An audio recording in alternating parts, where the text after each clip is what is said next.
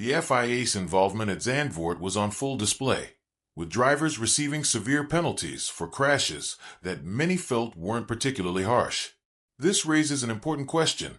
Should the governing body allow drivers to race in a more aggressive manner, which is exactly what fans are waiting for? Beyond that, the topic of consistency in stewarding decisions was brought up once again. Was the FIA right to penalize one incident while turning a blind eye to another? And even more crucially, does this inconsistency damage drivers' confidence when it comes to racing hard? The Zandvoort Grand Prix unfolded with several dramatic developments, most of which centered around crashes and the FIA's hand in them. It all began with a collision between Liam Lawson and Carlos Sainz. While the Spaniard was ultimately deemed responsible, many argued that a 10-second penalty and 2 points on his super license were far too harsh. After all, he hadn't launched into the corner in an overly aggressive fashion, nor did it appear that he intended to push Lawson out. He was simply tucked in behind a racing bull's car, without making a reckless move that would naturally provoke contact. That was also Sainz's view. The Williams driver expressed complete confusion at how the stewards looked at the footage and determined him to be at fault for what happened in Turn 1. Frustrated, Sainz elaborated, "I suffered an incident that cost me another 10 points in the championship during one of my best weekends of the year." That was his first frustration. The second, racing against Lawson in the first place. As Sainz put it, "It's not the first time we've seen him risk incidents just to make sure there's no side-by-side action. I plan to talk to the stewards and Lawson. It's very frustrating and disappointing.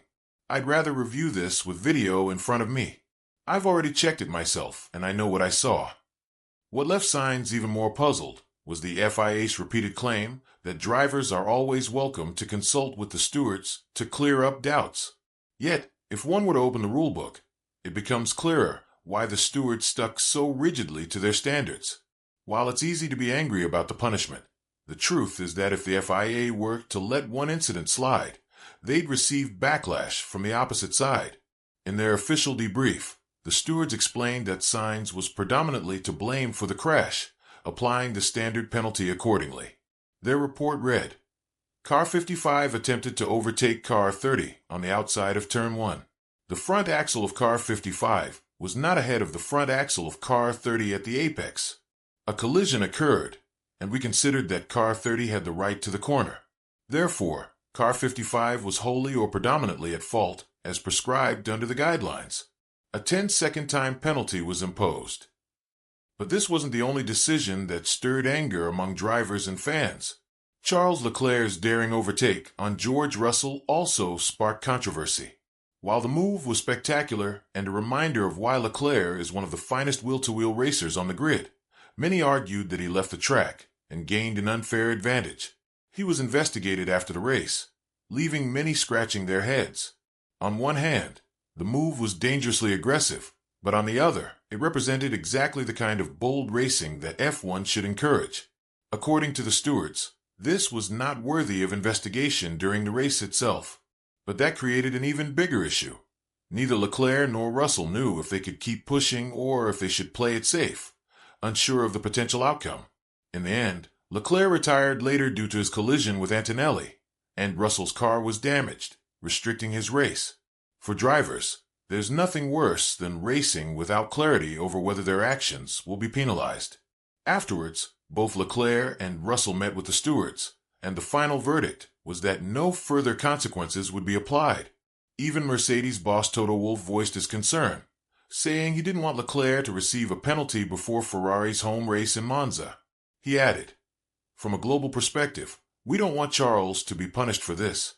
At the same time, I don't think it was a proper overtaking spot. You can squeeze, but it was never going to work. In that sense, I'd say it was Charles's fault." The FIA's penalties didn't stop there. Lewis Hamilton was hit with a 5-second penalty for failing to slow under double yellows. Although this was a straightforward application of the rulebook, the sting was that Hamilton didn't even finish the race, meaning the penalty will be served at Monza. The stewards explained that, due to the track layout, the final corner before the pit lane had double-waved yellows for safety reasons. By regulation, drivers must reduce speed significantly in such a scenario. Telemetry data revealed Hamilton entered the double yellow sector just 20 kilometers per hour slower than his usual speed in practice. The stewards ruled this reduction wasn't significant enough. As a result, he also picked up 2 points on his super license, his first in over 51 consecutive race weekends. Elsewhere, for other drivers, Norris, Sainz, Hülkenberg, and Verstappen were investigated for driving too slowly during reconnaissance laps. In each case, the stewards determined that their pace was justifiable, as they were allowing others to pass, and no penalties were issued. Still, the FIA finds itself in a tricky position. Sainz remains openly critical, struggling to understand why he was blamed for his clash with Lawson. The bigger issue is that if the FIA strictly sticks to the rulebook, they must apply it consistently across the board. That hasn't always been the case, and incidents like Leclerc versus Russell highlight the uncertainty drivers face. At the end of the day, fans want to see thrilling, hard racing, not timid, overly cautious driving. Yet the FIA must draw a clear line. Which moves are acceptable? Which aren't? Without clarity, both drivers and fans are left frustrated. So what do you think? Is the criticism aimed at the FIA and the stewards justified? And will anything actually change in the coming races? Let us know your thoughts in the comments below. And once you're done, click on the video on your screen right now.